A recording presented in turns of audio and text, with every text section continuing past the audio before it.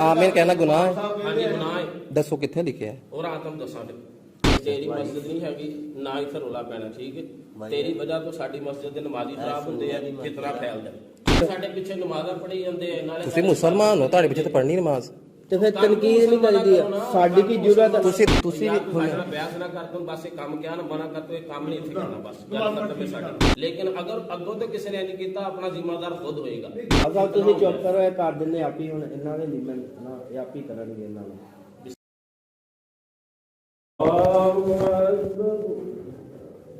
अल्हम्दुलिल्लाहि रब्बिल आलमीन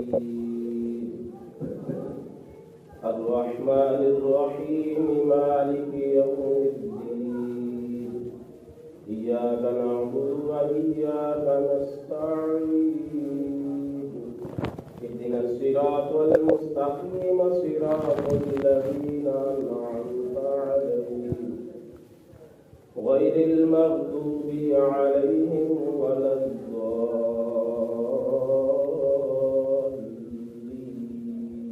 आमीन। अस्सलामु अलैकुम व रहमतुल्लाह। अल्लाह।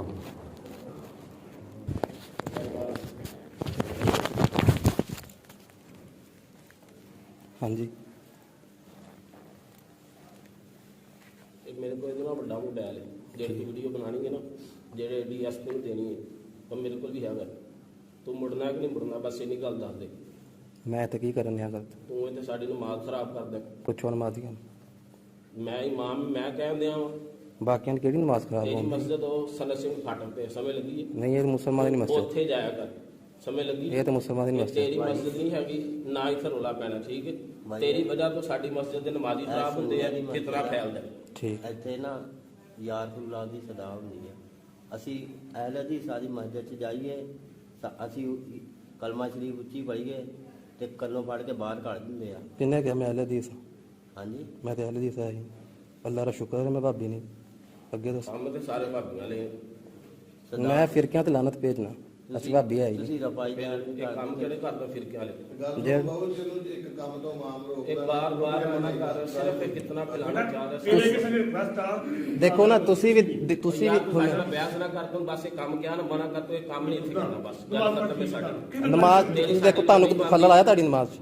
ਬਾਈ ਤੁਸੀਂ ਆਪ ਦੱਸੋ। ਨਾਜ਼ ਜਿਹੜੇ ਉਹ ਹੁੰਦੇ ਬਈ ਜਦੋਂ ਇਮਾਮ ਦੀ ਆਮ ਨਹੀਂ ਹੈ ਤਾਂ ਦੁਨੀਆ ਦੀ ਕਿਉਂ ਨਹੀਂ ਆਣੀ? ਜਦੋਂ ਤੇਰੇ ਕੋਈ ਨਹੀਂ ਤੈਨੂੰ ਮਾਨ ਸਾਹਿਬ ਕਹਿੰਦੇ ਨਾ ਮੰਨ ਲੈ, ਕਿਹੜੀ ਗੱਲ ਹੈ? ਇੱਥੇ ਕਿਹੜਾ ਕੋਈ ਫਰਜ਼ ਨੂੰ ਜਿਹੜੀ ਆਮੀਨ ਕਹਿਣਾ, ਤੇਰੀ ਆਮੀਨ ਤੋਂ ਬਗੈਰ ਅਸੀਂ ਨਮਾਜ਼ ਤੇਰੀ ਰਿਕੁਐਸਟ ਆਮੀਨ ਕਹਿਣਾ ਗੁਨਾਹ ਹੈ?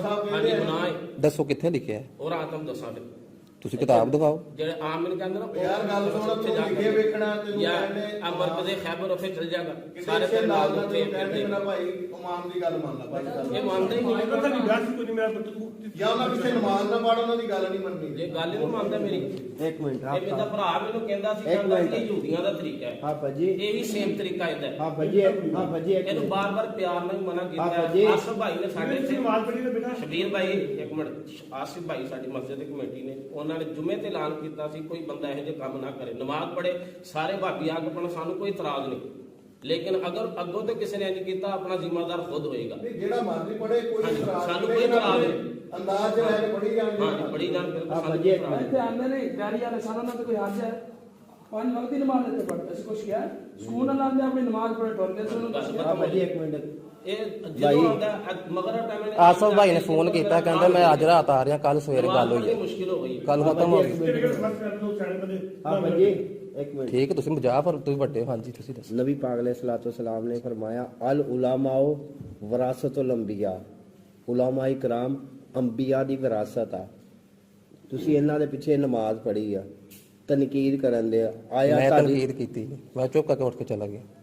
ਜਦੋਂ ਤੁਹਾਨੂੰ ਜੋ ਮਨਾ ਕਰਨ ਦੇ ਵੀ ਉੱਚੀ ਸਦਾ ਨਾ ਲਾਓ, ਤੁਸੀਂ ਆਪਣੇ ਇਮਾਮ ਦੀ ਨਹੀਂ, ਤੁਸੀਂ ਗੱਲ ਮੰਨਣ ਦੇ, ਤੁਸੀਂ ਸਾਡੀ ਕੀ ਮੰਨਣੀ?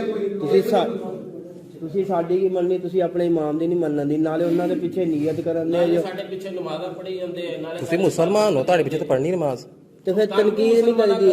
ਸਾਡੀ ਕੀ ਜ਼ਰੂਰਤ? ਤੁਸੀਂ ਦਿਲ ਚ ਆਮੀਨ ਨਹੀਂ ਕਹਿੰਦੇ ਅਸੀਂ ਦਿਲ 'ਚ ਤੇ ਕਹਿੰਦੇ। ਫੇਰ ਮੈਂ ਥੋੜੀ ਜਿਹੀ ਉੱਚੀ ਕਰ ਲਵਾਂ, ਇਹ ਚ ਕੀ ਫਰਜ਼ ਹੈ? ਵਜ੍ਹਾ ਮੈਂ ਬੁਖਾਰੀ ਚ ਪੜਿਆ ਬਸ। ਬੁਖਾਰੀ, ਤੈਨੂੰ ਬੁਖਾਰੀ ਦਾ ਨਾਮ ਆਉਂਦਾ? ਹਾਂਜੀ, ਕੀ ਅੱਲਾ ਦਾ ਨਾਮ ਸ਼ੁਕਰ। ਬੁਖਾਰੀ ਦਾ? ਸਹੀ ਬੁਖਾਰੀ ਦਾ ਨਾਮ ਮੈਨੂੰ ਦੱਸ ਦੇ, ਬੁਖਾਰੀ ਦਾ ਨਾਮ ਕੀ ਹੈ? ਉਹਦੇ ਚ ਸਿਰਫ ਨਾਂ ਅਜੇ ਨਾ ਯਕੀਨ ਕਰ, ਤੈਨੂੰ ਮੈਂ ਕਹਿੰਦਾ ਸੱਚ ਹੈ। ਤੂੰ ਬੁਖਾਰੀ ਦਾ ਮੈਨੂੰ ਨਾਂ ਦੱਸ ਦੇ ਬਸ। ਕੀ ਦੱਸਾਂ? ਬੁਖਾਰੀ ਦਾ ਨਾਮ ਇੱਕ ਜਿਹੜਾ ਨਾਮ ਆਮੁਲ ਮਾਰੂਫ ਮਸ਼ਹੂਰ ਹੈ ਸਹੀਹੁਲ ਬੁਖਾਰੀ। ਦੱਸ ਦੇ ਬਸ ਤੈਨੂੰ ਬੁਖਾਰੀ ਦਾ ਨਾਮ ਨਹੀਂ ਆਉਂਦਾ ਹੁਣ।